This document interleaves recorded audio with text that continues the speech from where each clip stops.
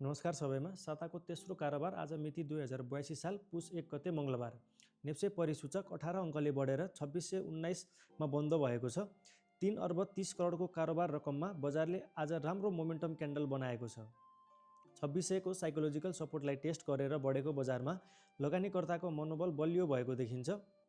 ब्याकटेस्टिङ गर्ने हो भने पुस महिनालाई बुलिस महिनाको रूपमा समेत लिन सकिन्छ। त्यसैले अब केही समयको लागि ट्रेडिङ स्क्रिप्टतिर आँखा लगाउन सकिन्छ, तर स्क्रिप्ट छान्दा चाहिँ विशेष ध्यान दिनुपर्छ। यदि तपाईहरूलाई स्क्रिप्ट सिलेक्सन गर्न गाह्रो महसुस हुन्छ भने हाम्रो व्हाट्सएप तथा टेलिग्राम ग्रुपमा जोइन भएर टेक्निकल सिग्नल पाउन सक्नुहुन्छ।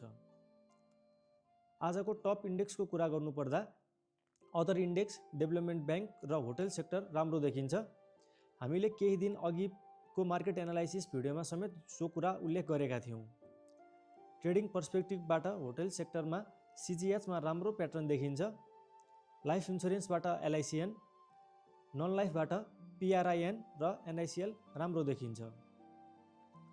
हाइड्रोको कुरा गर्नुपर्दा यसका प्राय स्क्रिप्ट भोलाटाइल देखिन्छन्। हाई भोलाटिलिटी भएको स्क्रिप्ट वा सेक्टरमा छिटो मुभ आउने गर्छ।